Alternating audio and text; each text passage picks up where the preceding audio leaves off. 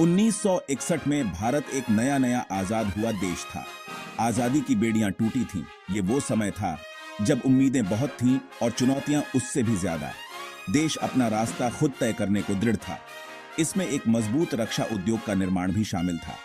भारत का सपना था अपने खुद के लड़ाकू विमान डिजाइन करना और बनाना। ये सपना जल्द ही HAL मारूट के रूप में साकार होने वाला था।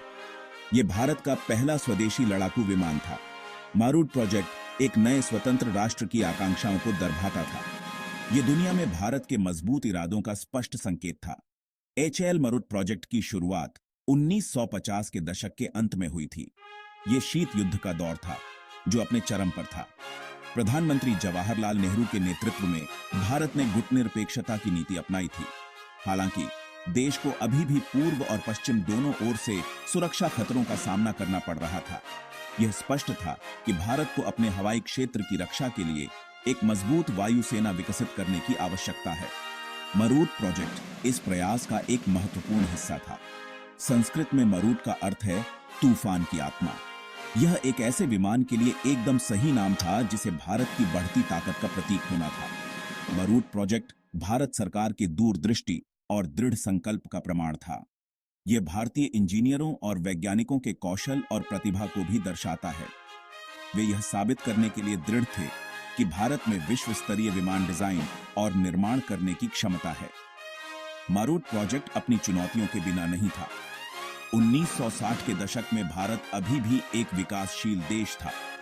इसमें अधिक विकसित देशों के औद्योगिक बुनियादी ढांचे और तकनीकी जानकारी का अभाव था। हालांकि भारत सरकार इस परियोजना को सफल बनाने के लिए दृढ़ थी। उन्होंने परियोजना में भारी निवेश किया और विमान के डिजाइन और विकास में मदद करने के लिए विदेशी विशेषज्ञों को लाया। मारूट की कहानी के केंद्र में एक अद्भुत अंतरराष्ट्रीय सहयोग है। जर्मनी, जो खुद अपने युद्ध के बाद के संघर्षों से उबर रहा था, को भारत में एक इच्छुक साथी मिला। इस साझेदारी का नेतृत्व एक ऐसी हस्ती कर रही थी जो मारूट का पर्याय बन जाएगी, कर्ट टैंक। कर्ट टैंक, मेरा नाम कर्ट टैंक है। मैं 1956 में भारत आया था। अपने साथ अनुभव का खजाना और एक डिजाइन अवधारणा लेकर आया था जो HF-24 के रूप में विकसित होगी, जो मारूट का पूर्ववर्ती था। मेरा विजन महत्वाकांक्षी था, एक ऐसा सुपरसोनिक लड़ाकू जेट बनाना जो दुनिया के सर्वश्रेष्ठ मुकाबला कर सके। यह एक चुनौतीपूर्ण लक्ष्य था, खासकर उस समय भारत के सामने मौजूद सीमाओं को देखते हुए। टैंक के मार्गदर्शन में भारतीय इंजीनियरों और तकनीशियनों की एक समर्पित टीम ने HF-24 को जीवन में लाने के लिए अथक प्रयास किया। यह परियोजना बेंगलोर में हिंदुस्तान एरोनॉटिक्स लिमिटेड में स्थित थी, जो भारतीय सैन्य उड्डयन का उद्गम स्थल बनेगा। टैंक और उनके भारतीय समकक्षों के बीच सहयोग साझा लक्ष्यों और क्रॉस सांस्कृतिक समझ की शक्ति का प्रमाण था। हालांकि HF-24 का विकास अपनी बाधाओं के बिना नहीं था। सबसे महत्वपूर्ण चुनौतियों में से एक उपयुक्त इंजन की खरीद थी।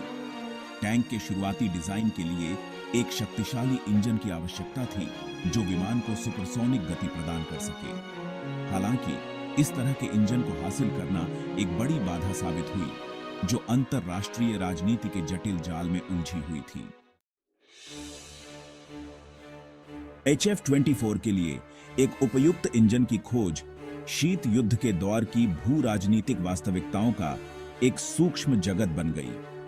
भारत अपनी गुटनिरपेक्षता की नीति के लिए प्रतिबद्ध खुद को पश्चिमी और पूर्वी गुटों के प्रतिस्पर्धी हितों के बीच फंसा हुआ पाता था। हर कोई भारत के पक्ष में आने को उत्सुक था और मारूट परियोजना को अपने प्रभाव का इस्तेमाल करने के अवसर के रूप में देखता था। संयुक्त राज्य अमेरिका शुरुआत में इंजन उपलब्ध कराने के लिए ग्रहणशील था। अंततः एक ऐसे राष्ट्र को हथियार देने से सावधान हो गया जिसने पश्चिम के साथ स्पष्ट रूप से गठबंधन करने से इनकार कर दिया। दूसरी ओर सोवियत संघ ने भारत को अपने प्रभाव क्षेत्र में खींचने का अवसर देखा। हालांकि उनके द्वारा पेश किए गए इंजन अक्सर HF-24 की डिजाइन आवश्यकताओं के लिए अनुपयुक्त पाए गए। इसने भारत को एक अनिश्चित स्थिति में छोड़ दिया। शक्तिशाली इंजन की कमी ने मारूट की अपनी पूरी क्षमता हासिल करने की क्षमता में बाधा उत्पन्न की। सुपरसोनिक उड़ान के लिए डिजाइन किया गया विमान सबसोनिक गति से काम करने के लिए मजबूर था। इस सीमा का मरूट की परिचालन क्षमताओं और अन्य देशों के समकालीन लड़ाकू जेट विमानों के साथ प्रतिस्पर्धा करने की क्षमता पर महत्वपूर्ण प्रभाव पड़ेगा। इंजन गाथा उन चुनौतियों पर प्रकाश डालती है जिनका सामना विकासशील देशों को रक्षा प्रौद्योगिकी में आत्मनिर्भरता स्थापित करने के लिए करना पड़ता है। यह तकनीकी प्रगति पर भू राजनीति के प्रभाव और एक बहुध्रुवीय दुनिया में राष्ट्रों को कठिन विकल्प बनाने की आवश्यकता को रेखांकित करता है। इन असफलताओं के बावजूद भारत मरुत परियोजना को देखने के लिए दृढ़ रहा, भले ही इसके प्रदर्शन के कुछ पहलुओं से समझौता करना पड़े। एक उपयुक्त इंजन की खरीद में चुनौतियों के बावजूद HF-24 का विकास तेजी से जारी रहा। कर्ट टैंक के साथ काम कर रहे भारतीय इंजीनियरों और तकनीशियनों ने विमान को जीवन में लाने के लिए कई तकनीकी बाधाओं को पार किया। अंततः 17 जून 1961 को HL मरुत, जैसा कि HF-24 को आधिकारिक रूप से नाम दिया गया था, ने पहली बार आसमान में उड़ान भरी। मारुट की पहली उड़ान भारत के लिए बहुत गर्व का क्षण था। इसने रक्षा प्रौद्योगिकी में आत्मनिर्भरता की दिशा में देश की यात्रा में एक महत्वपूर्ण मील का पत्थर स्थापित किया। अखबारों ने इस घटना को भारतीय इंजीनियरिंग की जीत बताया।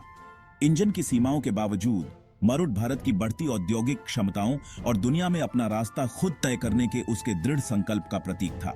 मरुट का डिजाइन अपने समय के लिए आकर्षक और आधुनिक था। इसमें डेल्टा विंग कॉन्फ़िगरेशन को दिखाया गया था, जो विमानन तकनीक में सबसे आगे था। विमान पायलट सुरक्षा के लिए एक परिष्कृत एवियोनिक्स सूट और एक इजेक्शन सीट से भी लैस था।